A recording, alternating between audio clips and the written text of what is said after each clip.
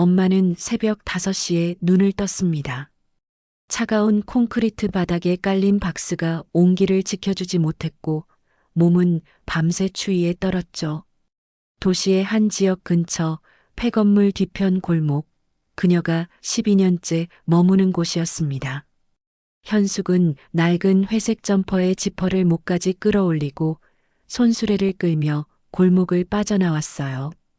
새벽 공기는 차가웠지만 그녀에게는 익숙한 일상이었습니다. 현숙 씨, 오늘도 일찍 나왔네요. 같은 구역에서 폐지를 줍는 할머니가 손을 흔들었습니다. 현숙은 고개를 끄덕이며 작게 웃었어요. 말은 많지 않았지만 이런 인사가 그녀에게는 유일한 대화였죠. 손수레를 끌고 익숙한 경로를 따라 움직이는 동안 현숙의 눈은 바닥만 바라보았습니다. 골판지 하나, 플라스틱 병 하나도 놓치지 않으려는 집중이었어요. 오전 내내 그렇게 폐지를 모았습니다. 손수레가 가득 차자 현숙은 고물상으로 향했어요. 저울 위에 올려진 폐지를 보며 주인 아저씨가 말했습니다. 오늘은 8,000원이네요. 현숙은 돈을 받아 점퍼 안쪽 주머니 깊숙이 넣었습니다. 하루 생계비였죠. 점심시간이 되자 그녀는 도시 중심부의 무료 급식소로 발걸음을 옮겼어요. 늘 그 시간, 늘 그 장소였습니다. 급식소 앞에는 이미 여러 사람이 줄을 서 있었어요. 현숙은 조용히 맨 뒤에 섰습니다. 자원봉사자가 따뜻한 미소로 밥을 떠주었죠. 오늘도 오셨네요. 맛있게 드세요. 현숙은 고개를 숙이며 받았습니다. 구석자리에 앉아 조용히 식사를 마친 그녀는 공중화 장실로 향했어요. 거울 속 자신의 얼굴이 비쳤습니다. 수척하고 거칠어진 피부, 흰머리가 섞인 헝클어진 머리카락. 현숙은 재빨리 시선을 돌리고 차가운 물로 손과 얼굴을 씻었습니다. 오후가 되자 그녀는 근처 공원 벤치에 앉았어요. 특별히 할 일이 없는 시간이었죠. 그때 교복을 입은 여학생들이 웃으며 지나갔습니다. 현숙의 가슴이 철렁 내려앉았어요. 떠오르는 얼굴이 있었습니다. 딸 민지였죠. 현숙은 떨리는 손으로 가방을 뒤졌습니다. 깊숙이 숨겨둔 낡은 사진 한 장을 꺼냈어요. 중학교 입학식 날 새 교복을 입고 활짝 웃고 있는 13살 딸의 모습이었습니다. 사진 속 딸은 너무나 밝았고 행복해 보였어요. 현숙의 눈에서 눈물이 흘러내렸습니다. 민지야, 엄마 미안해. 작게 중얼거린 말은 바람에 흩어졌습니다. 현숙은 사진을 오랫동안 바라보다가 다시 가방 깊숙이 넣었어요. 해가 기울기 시작했고 저녁 준비를 할 시간이었습니다. 그녀는 무거운 몸을 일으켜 폐건물 뒤편 골목으로 돌아갔죠. 익숙한 자리에 박스를 깔고 담요를 덮었습니다. 밤은 추웠지만 견딜만 했어요. 현숙은 누운 채로 어두운 하늘을 올려다보았습니다. 별 하나 보이지 않는 도시의 하늘이었죠. 민지야, 건강하게만 살아줘. 엄마는 그것만 바란다. 그녀의 기도는 밤하늘로 올라갔습니다. 같은 시각 편의점 야간 아르바이트를 마친 딸은 새벽 2시에 퇴근했습니다. 25살 그녀는 피곤에 지친 얼굴로 좁은 고시원 방으로 들어섰어요. 책상 위에는 서류가 놓여 있었습니다. 사설탐정 사무소에서 보낸 조사 보고서였죠. 딸은 서류를 펼쳤습니다. 이번 주 조사 결과 유의미한 정보 없음. 익숙한 문장이었어요. 5년째 듣는 말이었습니다. 딸은 한숨을 쉬며 서랍을 열었어요. 아버지의 낡은 다이어리가 있었습니다. 마지막 페이지를 펼쳤습니다. 휘갈겨 쓴 글씨로 도시의 한 지역 근처이라는 메모가 보였어요. 딸은 그 글씨를 손끝으로 쓰다듬었습니다. 엄마, 어디 계세요? 벽에 붙은 엄마의 오래된 사진이 눈에 들어왔습니다. 밝게 웃고 있는 젊은 날의 엄마였죠. 딸은 사진을 바라보며 다짐했어요. 내일도 찾아볼게요. 꼭 찾을 거예요. 침대에 누웠지만 잠은 오지 않았습니다. 딸은 핸드폰을 켜고 노숙인 커뮤니티를 확인했어요. 새로운 게시글은 없었습니다. 실종자 게시판도 들어갔지만 마찬가지였죠. 시계를 보니 새벽 3시였습니다. 딸은 결국 핸드폰을 든 채로 잠에 빠져들었습니다. 그렇게 엄마와 딸은 같은 하늘 아래 서로를 그리워하며 밤을 보냈습니다. 고등학교를 졸업한 20살 딸은 아버지의 방을 정리하고 있었습니다. 아버지가 세상을 떠난 지 2년이 지난 시점이었죠. 딸은 오래된 책장을 정리하다가 뒤쪽에 숨겨진 낡은 다이어리를 발견했어요. 먼지를 털고 펼친 순간 그녀의 손이 떨렸습니다. 2013년 3월 5일. 오늘 엄마를 집에서 내보냈다. 내가 거짓말을 했다. 딸은 믿을 수 없다는 표정으로 다음 장을 넘겼습니다. 페이지마다 아버지의 고백이 적혀 있었어요. 엄마가 다른 남자와 바람을 피운 게 아니라는 것, 아버지의 폭력과 빚 때문에 쫓겨났다는 진실이 드러났습니다. 딸의 눈에서 눈물이 쏟아졌어요. 아니야. 이럴 수가. 마지막 페이지에는 2년 전 날짜로 이렇게 적혀 있었습니다. 미안하다, 현수가. 도시의 한 지역 근처에서 널 봤다. 용서해다오. 딸은 다이어리를 꽉 움켜쥐었습니다. 그동안 자신이 얼마나 엄마를 오해하고 원망했는지 생각만 해도 가슴이 찢어지는 것 같았어요. 그날 밤 딸은 결심했습니다. 엄마를 꼭 찾아야 한다고요. 다음 날부터 딸은 편의점과 카페에서 아르바이트를 시작했습니다. 엄마를 찾기 위한 자금을 마련하기 위해서였죠. 20살의 딸은 본격적으로 엄마 찾기에 나섰어요. 그 지역을 직접 걸으며 수소문을 시작했습니다. 노숙인 쉼터를 찾아갔습니다. 문을 열고 들어가 직원에게 엄마의 사진을 보여줬어요. 이분 혹시 보신 적 있으세요? 직원은 사진을 힐끗 보더니 고개를 저었습니다. 비슷한 분이 많아서요. 확실하지 않네요. 무료 급식소도 찾아갔습니다. 하지만 대부분의 사람들은 관심 없다는 듯 고개를 저었어요. 공공 화장실 근처에서 노숙인들에게 직접 다가가기도 했습니다. 그러나 사람들은 경계의 눈빛으로 딸을 바라볼 뿐이었죠. 몇 달이 지났지만 아무런 성과가 없었습니다. 딸은 사설탐정 사무소를 찾아갔어요. 사무실 문을 열자 중년의 탐정이 앉아 있었습니다. 엄마를 찾고 싶어요. 도시의 한 지역 근처에 계실 것 같아요. 딸은 다이어리와 사진을 보여줬습니다. 탐정은 심각한 표정으로 말했어요. 솔직히 말씀드리면 쉽지 않은 일입니다. 비용도 만만치 않고요. 괜찮아요. 얼마든지 낼게요. 딸은 아르바이트로 모은 돈을 모두 털어 계약금을 냈습니다. 그렇게 엄마 찾기는 본격적으로 시작되었죠. 21살이 되었습니다. 딸은 낮에는 일하고 저녁에는 탐정의 보고를 기다리며 직접 수색을 이어갔어요. 하지만 탐정이 보내오는 보고서는 매번 같은 내용이었습니다. 이번 주 조사 결과 유의미한 정보 없음. 딸은 도시의 한 지역뿐 아니라 도시의 주변 지역, 도시의 주변 지역, 도시의 주변 지역까지 수색 범위를 넓혔습니다. 주말마다 거리를 걸으며 엄마를 찾았어요. 노숙인 지원 단체에도 연락했습니다. 저희도 돕고 싶지만 개인정보 보호 때문에 함부로 알려드릴 수가 없어요. 담당자는 미안한 표정으로 말했습니다. 22살, 23살이 지나갔습니다.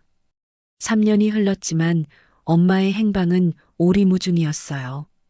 어느 날 한 무료 급식소 자원봉사자가 연락을 해왔습니다. 비슷한 분을 본 것 같아요. 딸은 달려갔습니다. 하지만 막상 확인해 보니 다른 사람이었어요. 딸은 그 자리에 주저앉아 울었습니다. 실망과 좌절이 반복되었지만 그녀는 포기하지 않았습니다. 24살이 되었습니다. 5년째 수색을 이어가는 딸은 점점 지쳐갔어요. 밤마다 악몽을 꿨습니다. 추운 거리에서 엄마가 혼자 떨고 있는 꿈이었죠. 딸은 상담센터를 찾아가기도 했습니다. 힘들면 잠시 쉬어가는 것도 방법이에요. 상담사가 조심스럽게 말했습니다. 하지만 딸은 고개를 저었어요. 엄마를 찾기 전엔 쉴 수 없어요. 탐정도 비슷한 말을 했습니다. 5년째 수색은 현실적으로 어려워요. 이제 그만. 안 돼요. 계약 연장할게요. 딸은 다시 돈을 모았습니다. 엄마에 대한 죄책감이 그녀를 멈추지 못하게 했어요. 포기할 수 없었습니다. 엄마가 어딘가에서 자신을 기다리고 있을 거라는 믿음, 그것만이 딸을 버티게 했습니다. 25살이 된 어느 토요일 오후였습니다. 딸은 도시 중심부 무료 급식소 앞에 서 있었어요. 오늘은 단순히 수소문을 하러 온 게 아니었습니다. 직접 자원봉사를 하기로 결심한 것이었죠. 5년간 탐정에게만 의지했지만 이제는 노숙인들과 직접 접촉하는 것이 더 효과적일 거라 판단했습니다. 처음이시죠? 저는 자원봉사자예요. 오늘 안내해 드릴게요. 자원봉사자가 따뜻하게 맞아주었습니다. 딸은 앞치마를 두르고 배식을 도왔어요. 급식소 밖에는 이미 수십 명의 노숙인들이 줄을 서 있었습니다. 딸은 그들의 얼굴을 하나하나 보며 가슴이 먹먹해졌어요. 배식을 하던 중 딸은 가방에서 엄마의 사진을 꺼냈습니다. 늘 가지고 다니는 사진이었죠. 저기요, 혹시 이분 보신 적 있으세요? 자원봉사자에게 조심스럽게 물었습니다. 자원봉사자는 사진을 자세히 들여다보더니 고개를 갸웃했어요. 비슷한 분이 계신 것 같은데요? 딸의 심장이 쿵쿵 뛰기 시작했습니다. 정말요? 어떤 분이세요? 매주 화요일이랑 목요일 점심시간에 오시는 분이 있어요. 말씀은 별로 안 하시고 항상 혼자 구석에 앉아 계시죠. 자원봉사자가 설명했습니다. 딸은 떨리는 목소리로 물었어요. 다음 화요일에 제가 다시 와도 될까요? 물론이죠. 언제든 오세요. 자원봉사자는 흔쾌히 허락했습니다. 화요일이 왔습니다. 딸은 새벽부터 급식소 근처에서 기다렸어요. 점심시간 한참 전부터 안으로 들어가 배식 준비를 도왔습니다. 11시 30분이 되자 노숙인들이 하나둘 모여들기 시작했어요. 딸은 한 명 한 명의 얼굴을 확인했습니다. 손이 떨렸고 심장은 빠르게 뛰었죠. 12시가 넘어가자 줄이 길어졌습니다. 딸의 눈은 급식소 입구를 향해 있었어요. 12시 20분쯤 되었을 때였습니다. 멀리서 낡은 회색 점퍼를 입은 중년 여성이 손수레를 끌고 오는 모습이 보였어요. 딸의 숨이 멎었습니다. 여성이 가까이 다가올수록 딸의 손은 더욱 떨렸습니다. 얼굴은 많이 수척해졌지만 사진 속 엄마의 모습이 겹쳐 보였어요. 눈매, 코, 입술의 윤곽이 똑같았습니다. 딸은 배식을 하다 말고 그 여성을 뚫어져라 바라보았습니다. 여성도 딸의 시선을 느꼈는지 고개를 들어 눈을 마주쳤어요. 순간 엄마의 눈이 커졌습니다. 당황한 표정이 역력했죠.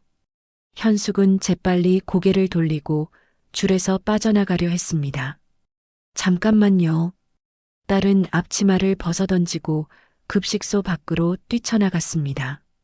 현숙은 손수레를 버리고 골목 안쪽으로 도망치기 시작했어요. 딸이 뒤따라 달렸습니다. 엄마. 딸의 외침이 골목에 울려 퍼졌습니다. 현숙의 발걸음이 잠깐 멈칫했지만 다시 뛰었어요. 하지만 오랜 노숙 생활로 지친 몸은 빠르지 못했습니다. 딸이 현숙의 손목을 잡았어요. 놓으세요. 현숙이 떨리는 목소리로 말했습니다. 몸을 떨며 고개를 돌렸지만 딸은 놓지 않았어요. 엄마, 엄마 맞죠? 딸의 눈에서 눈물이 흘러내렸습니다. 현숙은 여전히 딸을 제대로 쳐다보지 못했습니다. 저는 당신이 찾는 사람이 아니에요. 아니에요. 엄마 목소리예요. 엄마 얼굴이에요. 딸이 울먹이며 말했습니다. 현숙은 결국 딸을 마주 보았어요. 눈물이 주르륵 흘러내렸습니다. 민지야, 왜 그동안 안 나타나셨어요? 현숙은 자신의 낡은 옷과 수척한 얼굴을 내려다보았습니다.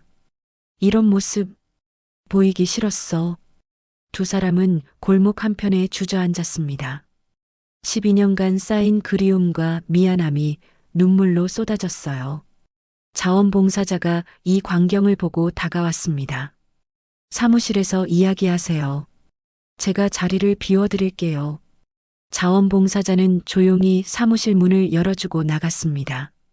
사무실 안은 고요했습니다. 민지와 현숙은 마주 앉아 한참을 울기만 했어요. 말이 나오지 않았습니다. 12년이라는 시간이 너무 길었고 할 말은 너무 많았죠. 딸이 먼저 입을 열었습니다. 아빠, 3년 전에 돌아가셨어요. 현숙은 복잡한 표정으로 고개를 끄덕였습니다. 미움도 원망도 아닌 묘한 감정이었어요. 알코올 때문이었어요. 가니, 딸은 말을 잇지 못했습니다. 현숙은 딸의 손을 꼭 잡았어요. 많이 힘들었겠구나. 딸은 가방에서 아버지의 낡은 다이어리를 꺼냈습니다. 페이지를 펼쳐 엄마에게 보여줬어요. 이걸 찾았어요. 엄마가 바람 피운 거 아니었죠? 아빠가 거짓말한 거죠? 현숙은 다이어리를 보며 한숨을 쉬었습니다. 미안해, 민지야. 내가 그동안 엄마를 오해하며 살았을 텐데. 아니에요. 제가 미안해요. 아빠 말만 믿고 엄마를 원망했어요. 딸의 목소리가 떨렸습니다. 현숙은 딸을 꼭 껴안았어요. 괜찮아. 다 괜찮아. 딸은 엄마의 품에서 한참을 울었습니다. 진정이 되자 딸이 말했어요. 5년 동안 엄마를 찾았어요. 그 지역을 다 돌아다녔어요. 탐정도 고용하고. 현숙의 눈이 커졌습니다. 5년이나. 이제라도 찾았으니 다행이에요. 엄마, 저랑 같이 살아요. 딸이 간절하게 말했습니다. 하지만 현숙은 고개를 저었어요. 안 돼. 엄마 이 꼴이잖아. 너한테 짐만 될 거야. 무슨 말씀이세요? 엄마는 제 가족이에요. 유일한 가족이라고요. 딸의 목소리가 커졌습니다. 그때 자원봉사자가 조심스럽게 문을 노크하고 들어왔어요. 저기, 제 이야기 좀 들어보실래요? 두 사람이 자원봉사자를 바라보았습니다. 사회복지센터에 가시면 주거 지원을 받을 수 있어요. 일자리도 연결해 드릴 수 있고요. 자원봉사자가 친절하게 설명했습니다. 딸이 엄마의 손을 다시 잡았어요. 저도 일해서 돈 모았어요. 작은 방이라도 구할 수 있어요. 제발 같이 살아요. 현숙은 딸의 눈을 바라보았습니다. 간절함과 사랑으로 가득 찬 눈빛이었어요. 12년 동안 보고 싶었던 딸의 얼굴이었습니다. 현숙의 마음이 흔들렸어요. 정말 괜찮겠니? 네, 당연하죠. 딸이 환하게 웃었습니다. 현숙도 오랜만에 웃음을 지었어요. 두 사람은 다시 한번 끌어안았습니다. 자원봉사자도 눈물을 훔치며 미소 지었죠. 좋은 결정이에요. 제가 사회복지센터 연결해 드릴게요. 그날 오후 딸은 엄마를 데리고 복지센터에 갔습니다. 서류를 작성하고 상담을 받았어요. 담당자가 말했습니다. 주거 지원 신청하시면 시간이 좀 걸려요. 그동안은 제가 방을 구할게요. 딸이 단호하게 말했습니다. 이튿날부터 딸은 부동산을 돌아다녔어요. 고시원을 정리하고 보증금을 마련하기 위해 적금을 해지했습니다. 며칠 후 서울 변두리에 작은 원룸을 계약했어요. 낡았지만 깨끗한 방이었습니다. 엄마, 우리 집이에요. 딸이 문을 열며 말했습니다. 현숙은 방 안을 천천히 둘러보았어요. 12년 만에 지붕 아래서 잠을 잘 수 있다는 사실이 믿기지 않았습니다. 눈물이 또다시 흘러내렸어요. 고마워, 민지야. 고맙긴요. 당연한 거예요. 딸은 엄마를 위해 깨끗한 옷과 생필품을 샀습니다. 그리고 다음 날 엄마를 근처 병원에 데려갔어요. 건강검진 한번 받으셔야 해요. 의사가 기본 검사를 진행했습니다. 현숙은 검사를 받으며 불안한 마음을 감추려 애썼어요. 검사 결과가 나오자 의사가 말했습니다. 일단 기본 검사는 큰 문제 없어 보이는데 정밀 검사가 필요할 것 같습니다. 딸이 물었습니다. 정밀 검사요? 뭐가 문제예요? 지금 단계에선 확실히 말씀드리기 어렵지만 장기적으로 검사해 보시는 게 좋겠어요. 현숙은 재빨리 말했습니다. 괜찮아요. 저 건강해요. 엄마, 그래도. 민지야, 엄마 말 들어. 괜찮다니까. 현숙은 딸을 안심시키려 애썼습니다. 병원을 나온 후 현숙은 민지 몰래 다시 의사를 찾아갔어요. 딸이 화장실 간 사이였습니다. 선생님, 제 상태가 어때요? 정확히 말씀해 주세요. 의사는 심각한 표정으로 차트를 보았습니다. 솔직히 말씀드리면 간과 신장 기능이 많이 손상되어 있습니다. 과거에 신체적인 어려움이 있으셨나요? 현숙은 고개를 끄덕였습니다. 그것도 있고 장기간 노숙 생활로 몸이 많이 상하신 것 같아요. 정밀 검사와 지속적인 치료가 필요합니다. 딸한테는 말하지 마세요. 제발. 현숙이 간절히 부탁했습니다. 의사는 난감한 표정이었지만 고개를 끄덕였어요. 현숙은 진단서를 받아 가방 깊숙이 숨겼습니다. 딸이 화장실에서 돌아왔을 때 현숙은 아무렇지 않게 웃고 있었어요. 엄마, 뭐라고 하셨어요? 괜찮대. 건강하대. 현숙은 거짓말을 했습니다. 딸에게 걱정을 끼치고 싶지 않았어요. 이제 막 함께 살기 시작했는데 짐이 되고 싶지 않았습니다. 새 집에서의 생활이 시작되었습니다. 딸은 계속 편의점에서 아르바이트를 했어요. 생활비를 벌어야 했고 엄마를 위해 더 열심히 일했습니다. 현숙은 자원봉사자의 소개로 사회복지센터에 등록했어요. 며칠 후 청소 일자리를 소개받았습니다. 아파트 계단 청소랑 작은 사무실 청소예요. 할 수 있으시겠어요? 복지사가 물었습니다. 현숙은 고개를 끄덕였어요. 네, 할 수 있어요. 12년 만에 정당한 일자리를 얻은 것이었습니다. 현숙은 새벽 6시에 일어나 일을 나갔어요. 아파트 계단을 닦고 사무실 바닥을 청소했습니다. 힘들었지만 보람을 느꼈죠. 일을 마치고 돈을 받을 때 현숙의 눈에는 눈물이 고였습니다. 노동의 대가를 정당하게 받는다는 것, 그것이 이렇게 감동적인 일인지 몰랐어요. 저녁이면 두 모녀는 함께 식사를 했습니다. 딸이 요리를 하면 현숙이 옆에서 거들었어요. 민지야, 내가 이렇게 요리를 잘하다니. 엄마 없이 혼자 살면서 배웠어요. 딸이 씁쓸하게 웃었습니다. 현숙은 미안한 마음이 들었지만 밝게 말했어요. 그래도 이제 엄마가 있잖아. 엄마가 더 맛있는 거 해줄게. 정말요? 좋아요. 두 사람은 웃으며 식사를 했습니다. 밤에는 그동안 못다한 이야기를 나눴어요. 현숙은 딸의 어린 시절 이야기를 들려줬습니다. 너 5살 때 말이야. 반려동물 인형을 너무 좋아해서. 기억나요? 캐릭터 반려동물이요. 딸이 환하게 웃었습니다. 현숙도 함께 웃었어요.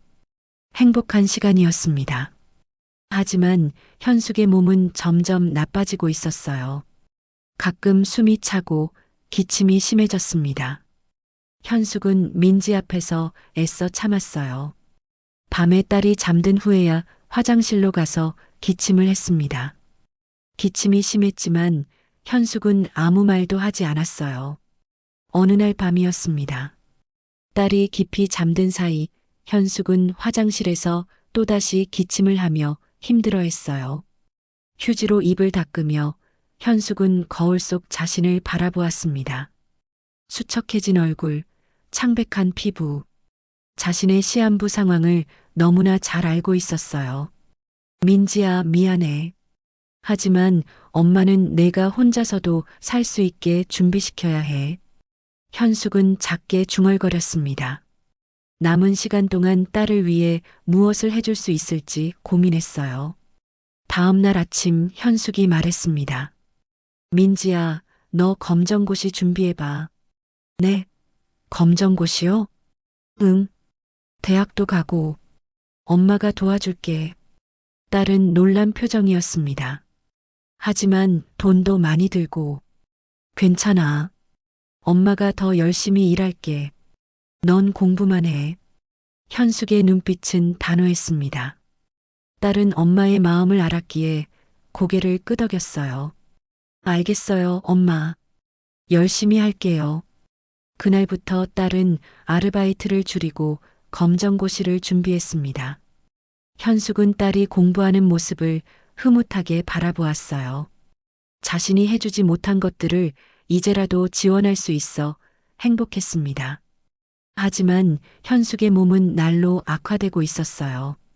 청소 일을 하다가 어지럼증을 느낄 때가 많았습니다. 숨이 차서 계단을 오르기 힘들 때도 있었죠. 그래도 현숙은 참았습니다. 딸 앞에서는 절대 약한 모습을 보이지 않으려 애썼어요. 1년이 흘렀습니다. 딸은 26살이 되었고 검정고시에 합격했어요. 현숙은 합격증을 보며 눈물을 흘렸습니다. 잘했어, 민지야. 정말 잘했어. 다 엄마 덕분이에요. 딸은 엄마를 꼭 안았습니다. 현숙도 딸을 안으며 생각했어요. 이제 대학만 보내면 딸은 혼자서도 잘 살 수 있을 거야. 하지만 그날 오후 현숙은 청소 일을 하다가 계단에서 쓰러졌습니다. 함께 일하던 동료가 급히 119에 신고했어요. 여기요. 사람이 쓰러졌어요. 현숙은 구급차에 실려 병원으로 이송되었습니다. 딸은 편의점에서 급히 연락을 받았어요. 어머니가 응급실에 계세요. 빨리 오세요. 딸은 앞치마를 벗어던지고 병원으로 달려갔습니다. 응급실 앞에서 의사가 나왔어요. 보호자분이세요? 네. 제 엄마 어떻게 됐어요? 딸의 목소리가 떨렸습니다. 의사는 심각한 표정으로 말했어요. 상태가 좋지 않습니다. 왜 진작 치료를 받지 않으셨어요? 네. 무슨 말씀이세요?肝과 신장 기능이 심각하게 손상되어 있어요. 이미 많이 악화된 상태입니다. 딸은 충격에 빠져 말을 잇지 못했습니다. 며칠 후 현숙이 퇴원했습니다. 하지만 이제 혼자 거동하기 어려운 상태였어요. 딸은 아르바이트를 줄이고 엄마를 간병했습니다. 병원비와 약값이 만만치 않았지만 딸은 더 많은 일자리를 알아봤어요. 현숙은 침대에 누워 딸이 고생하는 모습을 바라보았습니다. 가슴이 찢어지는 것 같았어요. 민지야, 미안해. 무슨 말씀이세요? 당연한 거예요. 딸은 엄마의 손을 꼭 잡았습니다. 어느 날 현숙이 가방에서 오래된 진단서를 꺼냈어요. 딸에게 건넸습니다. 이게 뭐예요? 딸이 진단서를 펼쳤습니다.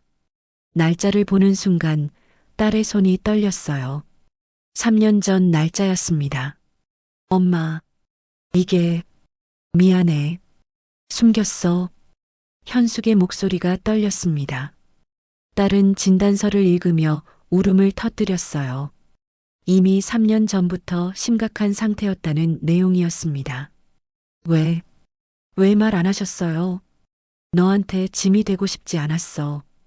현숙이 눈물을 흘렸습니다. 딸은 엄마를 꼭 안았어요. 무슨 말씀이세요? 엄마는 제 전부예요.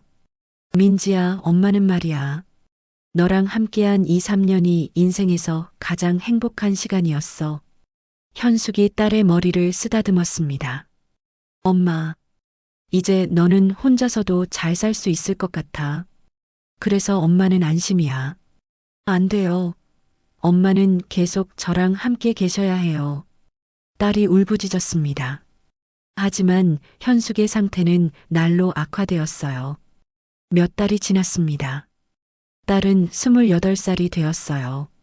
엄마를 간병하면서도 대학 입시를 준비했습니다. 현숙이 원하는 일이었기 때문이죠. 민지야, 꼭 대학 가야 해. 알았지? 침대에 누운 현숙이 말했습니다. 네, 엄마. 꼭 갈게요. 딸은 밤늦게까지 공부했어요. 현숙은 딸이 공부하는 모습을 지켜보며 미소 지었습니다. 드디어 입시 결과가 나왔습니다. 딸은 대학에 합격했어요. 엄마, 합격했어요. 딸이 합격 통지서를 들고 달려왔습니다. 현숙은 통지서를 보며 환하게 웃었어요. 잘했어. 정말 잘했어. 그날 저녁 두 사람은 조촐하게 축하 파티를 했습니다. 현숙은 유난히 기분이 좋아 보였어요. 민지와 함께 웃으며 이야기를 나눴습니다. 민지야, 사랑해. 저도 사랑해요, 엄마. 밤이 깊어졌습니다. 딸이 먼저 잠들었어요. 현숙은 딸의 머리를 쓰다듬으며 속삭였습니다. 행복하게 살아. 엄마 걱정은 하지 말고. 다음 날 아침이었습니다. 딸이 눈을 떴을 때 엄마는 평화로운 표정으로 숨을 거둔 상태였어요. 엄마, 엄마. 딸은 엄마를 흔들었습니다. 하지만 반응이 없었어요. 딸은 그 자리에 주저앉아 오열했습니다. 안 돼. 엄마. 장례를 준비하는 동안 딸은 멍한 상태였습니다. 믿을 수가 없었어요. 어제까지만 해도 웃고 있던 엄마가 이렇게 갑자기 떠날 줄은 몰랐습니다. 딸은 엄마의 유품을 정리하기 시작했어요. 침대 밑을 정리하다가 작은 상자를 발견했습니다. 상자를 열자 안에는 여러 물건들이 담겨 있었어요. 신문 조각에 오려진 사진들이었습니다. 딸의 학교 행사 사진들이었죠. 이게 딸은 사진들을 하나씩 들여다보았습니다. 멀리서 몰래 찍은 듯한 흐릿한 사진들도 있었어요. 딸이 길을 걷는 모습, 버스를 기다리는 모습, 엄마가 멀리서 자신을 지켜보고 있었던 것입니다. 상자 아래에는 편지들이 있었어요. 딸은 떨리는 손으로 편지를 펼쳤습니다. 민지야, 엄마가 비겁해서 미안해. 하지만 내가 행복하다면 엄마는 그것으로 충분해.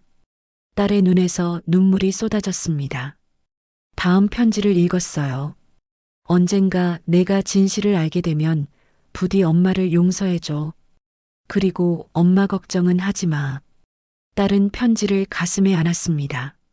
엄마가 얼마나 자신을 사랑했는지, 그리고 끝까지 자신에게 짐이 되지 않으려 애썼는지 이해할 수 있었어요. 엄마, 미안해요. 딸은 한참을 울었습니다. 다음 날 딸은 병원을 다시 찾아갔어요. 엄마를 담당했던 의사를 만났습니다. 선생님, 제 엄마 정확히 어떤 상태였어요? 의사는 차트를 펼쳐 보여줬습니다. 간과 신장 손상이 심각했어요. 단순히 노숙 생활만으로 생긴 게 아니었습니다. 그럼요. 과거에 여러 신체적 어려움의 흔적이 있었어요. 딸은 주먹을 꽉 쥐었습니다. 아버지로 인한 지난 고통이 떠올랐어요. 거기다 영양실조, 추위, 불규칙한 생활이 겹쳐져서 면역력이 극도로 약해지셨어요. 그래서 여러 합병증이 생긴 거죠. 의사가 안타까운 표정으로 설명했습니다. 딸은 이 모든 것이 아버지 때문이라는 사실을 깨달았어요. 분노가 치밀어 올랐지만 아버지는 이미 세상에 없었습니다. 화를 낼 곳도 없었죠. 장례식장에는 문상객이 많지 않았습니다. 자원봉사자와 사회복지센터 직원 몇 명, 그리고 현숙과 함께 일했던 청소 동료들이 전부였어요. 딸은 초라한 빈소 앞에 서서 생각했습니다. 엄마가 살면서 얼마나 외롭고 힘들었을지. 조회표합니다. 자원봉사자가 조용히 말했습니다. 감사합니다. 엄마 많이 도와주셔서. 딸은 고개를 숙였습니다. 3일장을 치른 후 딸은 엄마를 화장했어요. 작은 납골당에 모셨습니다. 텅 빈 집으로 돌아온 딸은 엄마가 누웠던 침대를 바라보았어요. 아직도 엄마의 체온이 남아있는 것 같았습니다. 딸은 엄마의 옷과 물건들을 정리했습니다. 하나하나에 담긴 추억을 떠올렸어요. 엄마가 마지막까지 입었던 낡은 회색 점퍼를 발견했습니다. 딸은 그것을 꼭 안으며 엄마의 냄새를 맡았어요. 서랍 속에서 엄마가 적어둔 메모를 발견했습니다. 민지 대학 등록금 마이너스 내가 모아둔 돈으로. 민지 생일 마이너스 케이크 사주기. 딸이 좋아하는 음식 배우기. 딸은 메모를 읽으며 가슴이 미어졌습니다. 엄마는 마지막 순간까지 자신만 생각했던 것입니다. 엄마, 정말 감사했어요. 딸은 엄마의 사진을 작은 액자에 넣어 거실에 모셨어요. 매일 아침 일어나면 엄마에게 인사를 건넸습니다. 2년이 흘렀습니다. 30살이 된 딸은 대학사회복지학과 2학년에 재학 중이었어요. 방학 동안 노숙인 지원센터에서 자원봉사를 하고 있었습니다. 엄마와 같은 처지의 사람들을 돕고 싶었기 때문이죠. 민지 씨, 오늘도 수고했어요. 자원봉사자가 웃으며 말했습니다. 민지도 환하게 웃었어요. 아니에요. 제가 더 보람 있어요. 딸은 거리에서 만나는 노숙인들에게 따뜻한 말 한마디와 밥 한 끼를 대접했습니다. 그들의 이야기를 경청했어요. 엄마의 마음을 조금이나마 이해할 수 있었습니다. 오늘은 특별한 날이었어요. 엄마의 기일이자 생일이 겹치는 날이었습니다. 딸은 오전 일정을 일찍 마치고 집으로 돌아왔어요. 작은 식탁 위에 깨끗한 보자기를 깔았습니다. 엄마가 생전 좋아하던 음식들을 준비했어요. 김치찌개, 된장국, 생선구이. 엄마의 사진이 모셔진 액자 앞에 정성껏 차렸습니다. 그 옆에 작은 생일 케이크를 놓았어요. 케이크 위에는 촛불 하나가 켜져 있었습니다. 딸은 조용히 그 앞에 앉았어요. 엄마, 제가 왔어요. 딸은 엄마의 사진을 바라보며 말을 시작했습니다. 요즘 학교 잘 다니고 있어요. 교수님도 좋으시고 친구들도 생겼어요. 딸은 지난 2년간의 이야기를 들려줬어요. 자원봉사에서 만난 사람들의 이야기, 자신이 조금씩 성장하고 있다는 내용들.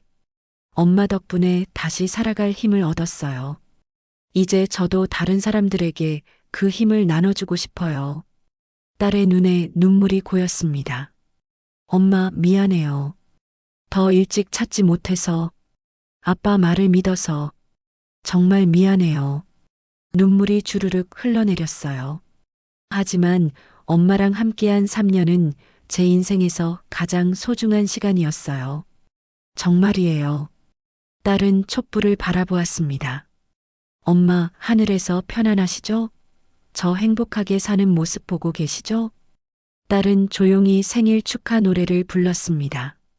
그리고 촛불을 껐어요. 케이크를 한 입 먹었습니다. 달콤한 맛이 입안에 퍼졌어요. 엄마와 함께 먹고 싶었다는 생각에 다시 눈물이 났습니다. 하지만 딸은 이내 눈물을 닦고 미소를 지었어요. 엄마라면 자신이 우는 것을 원하지 않았을 테니까요. 엄마, 사랑해요. 엄마 덕분에 저 정말 행복해요. 딸은 엄마의 사진을 쓰다듬었습니다. 자리에서 일어나 창밖을 바라보았어요. 따뜻한 봄 햇살이 방 안으로 들어왔습니다. 딸은 가방을 메고 다시 자원봉사센터로 향할 준비를 했어요. 오늘도 누군가에게 희망이 될 수 있기를 기도했습니다. 문을 나서기 전 딸은 마지막으로 엄마의 사진을 돌아보았어요. 손을 흔들고 조용히 문을 닫았습니다. 계단을 내려가며 딸은 생각했습니다. 엄마가 자신에게 가르쳐 준 가장 중요한 것. 어떤 상황에서도 사랑하는 사람을 위해 포기하지 않는 것. 엄마, 저 열심히 살게요. 약속할게요. 딸은 밝은 표정으로 거리로 나섰습니다. 엄마의 사랑을 가슴에 품고 앞으로 나아갔어요. 하늘을 올려다보니 햇살이 따뜻했습니다. 엄마가 지켜보고 있는 것만 같았죠. 딸은 미소를 지으며 걸어갔습니다. 이 사연을 끝으로 기억하세요. 포기하지 않는 마음만이 모든 시간과 거리를 이기는 유일한 힘입니다.